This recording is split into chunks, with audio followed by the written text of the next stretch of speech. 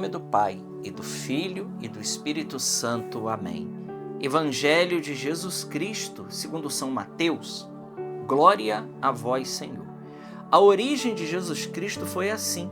Maria, sua mãe, estava prometida em casamento a José, e antes de viverem juntos, ela ficou grávida pela ação do Espírito Santo. José, seu marido, era justo e, não querendo denunciá-la, resolveu abandonar Maria em segredo. Enquanto José pensava nisso, eis que o anjo do Senhor apareceu-lhe em sonho e lhe disse: José, filho de Davi, não tenhas medo de receber Maria como tua esposa, porque ela concebeu pela ação do Espírito Santo. Ela dará à luz a um filho e tu lhe darás o nome de Jesus, pois ele vai salvar o seu povo dos seus pecados. Tudo isso aconteceu para se cumprir o que o Senhor havia dito pelo profeta. Eis que a virgem conceberá e dará à luz um filho. Ele será chamado pelo nome de Emanuel, que significa Deus está conosco. Palavra da salvação. Glória a vós, Senhor. Meus irmãos, dia 8 de setembro, segunda-feira, hoje nós celebramos a festa litúrgica da Natividade de Nossa Senhora. Sim, hoje nós celebramos o nascimento de Maria, Maria Santíssima. E o texto que nós acabamos de ler hoje no Evangelho é esse texto maravilhoso, capítulo 1, versículos de 18 a 23 de São Mateus, que fala a respeito da origem de Jesus. Jesus, ele vem de Nossa Senhora. O interessante é que depois do relato, o texto do Evangelho aqui vai dizer: José, seu marido, que era justo, né, e não querendo denunciá-la, resolveu abandonar Maria em segredo.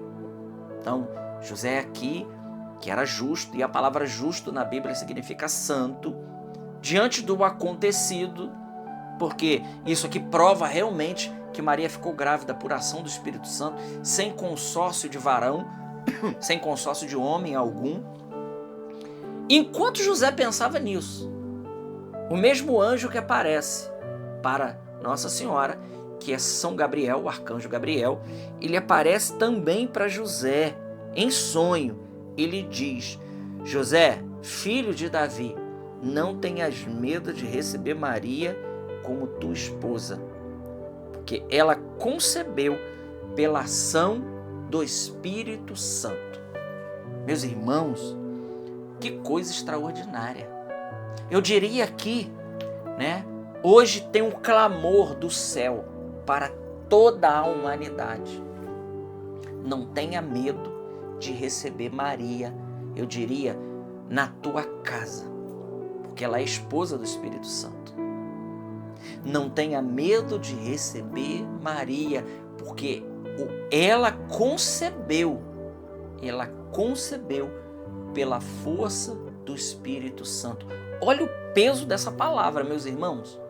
Maria concebeu pela ação do Espírito Santo e ela está gerando Jesus, o Verbo de Deus. Qual é a função de Maria? O que esse evangelho de hoje, na Natividade de Nossa Senhora, ele quer dizer para nós de uma maneira muito clara? Bom, uma coisa muito forte fica, né? Maria, hoje, concretamente hoje, a missão de Maria hoje não é mais gerar o Verbo de Deus, porque isso ela já fez uma vez. A missão de Maria hoje é gerar nós, para que nós nos tornemos parecidos com o teu filho. Então Maria hoje quer gerar a igreja. Maria quer gerar hoje novos cristãos. Tudo isso pela força e pela ação do Espírito Santo. Ora, se no momento da encarnação Maria gera Jesus pela ação do Espírito Santo, hoje a missão dela é gerar filhos, homens e mulheres novos para um mundo novo. Essa é a missão de Maria. A função dela é essa. Ela quer nos gerar para Jesus. Isso é muito claro, meus irmãos. Maria, ela não atrai ninguém para ela. Não. Nossa Senhora, ela é muito humilde, ela não rouba a glória do seu filho. Ao contrário, o papel de Maria é gerar homens e mulheres novos para o céu, para a vida eterna, para Jesus. O que ela concebe hoje, o que ela faz hoje, pela força do Espírito Santo, é fazer com que eu e você, nós nos tornemos imagens e semelhanças do Filho dela. E ela sabe como fazer isso como ninguém, porque ela recebeu de Deus essa missão.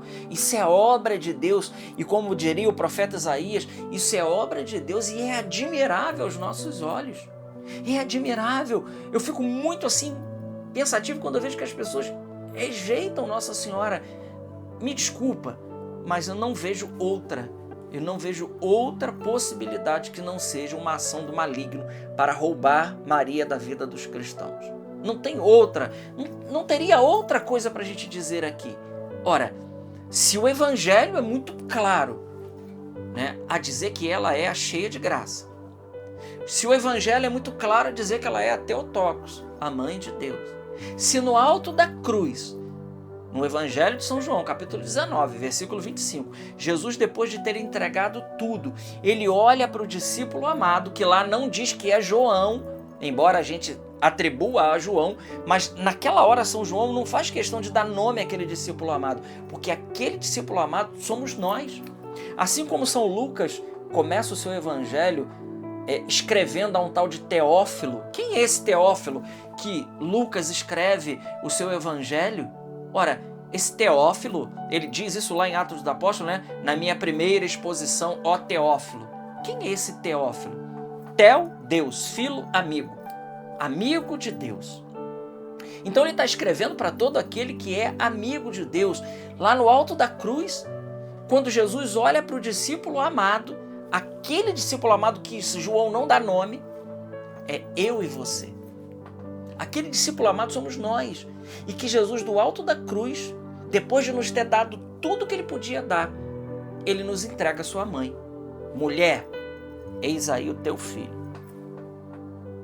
Ou seja, primeiro Jesus entrega a igreja aos cuidados de Maria. Está lá, Evangelho de São João, capítulo 19, versículo 25. A não ser que a gente queira arrancar essa página da Bíblia e pular esse capítulo da história bíblica, isso aconteceu verdadeiramente. Mulher. E quando Jesus chama ela de mulher, essa palavra mulher é a mesma mulher do Apocalipse. É a mesma mulher que agora ela assume o papel da nova Eva. A nova Eva. Se a primeira Eva foi um desastre, nos trouxe o pecado original, a nova Eva, mãe do novo Adão, que é Jesus, do novo Moisés, aquele que é o libertador, ela agora tem essa função. E depois Jesus olha para a igreja, na figura daquele discípulo amado, e diz: filho, esta aí é a tua mãe. Quem somos nós para recusar Nossa Senhora se o próprio Jesus nos deu a ela como mãe? Quem somos nós, meu irmão, minha irmã, se isso não é uma ação do demônio?